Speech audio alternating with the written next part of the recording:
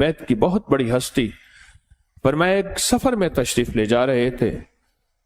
سفر تھا گھوڑوں خچروں کا، گدھوں اونٹوں کا سفر تھا، آپ ایک گھوڑے پہ سوار تھے، ایک شخص کبھی آگے نکل جاتا تھا، کبھی پیچھے چلا آتا تھا،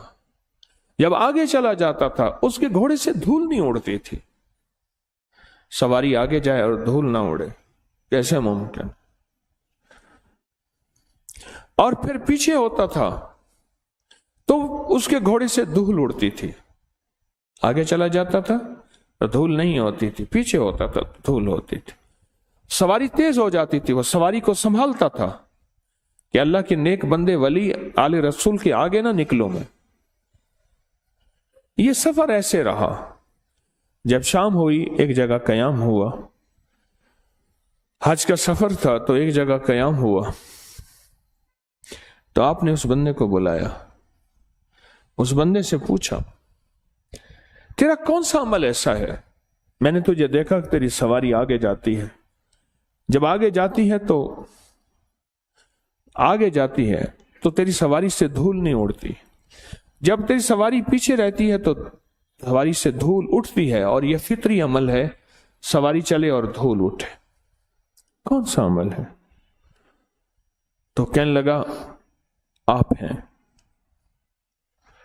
پوچھا میں کیسے؟ پر میں ایک دفعہ میں آپ کی محفل میں بیٹھا تھا، وہ ساتھ پرانا چلنے والا تھا حضرت کے، میں ایک دفعہ آپ کی محفل میں بیٹھا تھا، آپ لوگوں کو سورۃ اخلاص کی ترغیب دے رہے تھے، پڑھنے کے جذبے بنا رہے تھے، اس کے فضائل اور فائدے بتا رہے تھے،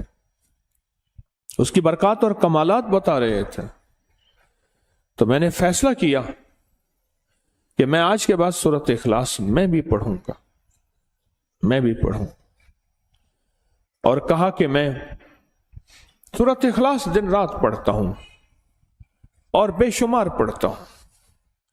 ابھی میں سورۃ اخلاص پڑھ رہا تھا تو جب میری سواری بے قابو ہو جاتی، میرا گھوڑا بہت طاقتور ہے، آپ کی سواری سے آگے نکلتی تو میں سورۃ اخلاص کے وسیلے سے کہتا کہ اللہ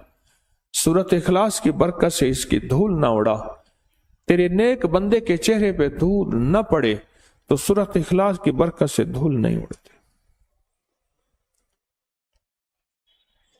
اور یہ سورۃ اخلاص میں نے آپ سے سنی تھی، امام باقر ان سے سنی تھی کہ سورۃ اخلاص سے دھول نہیں اڑتی۔ تو پوچھا اس سے کچھ اور بھی ملا؟ فرمایا ہر وہ مراد جو میری زندگی میں ایسی تھی، جو یہ لفظ میرے ہیں، کچھ الفاظ کی ترتیب جس کو میں کہوں گا ناممکن تھی، وہ الفاظ جو لکھے ہوئے ہیں وہ تھے ہر وہ مراد جو میرے لیے حسرت بن کے رہ گئی تھی۔ حسرت کیا بن گئی تھی؟ حسرت بن کے رہ گئی تھی کہ پتہ نہیں میری زندگی میں یہ میں دیکھ سکوں گا یا نہیں دیکھ سکوں گا، پا سکوں گا یا نہیں پا سکوں گا، ہو سکے گا یا نہیں ہو سکے گا۔ ہر وہ مراد جو میری زندگی میں حسرت بن کے رہ گئی تھی، میں نے وہ مراد سورۃ اخلاص کی برکت سے پائی۔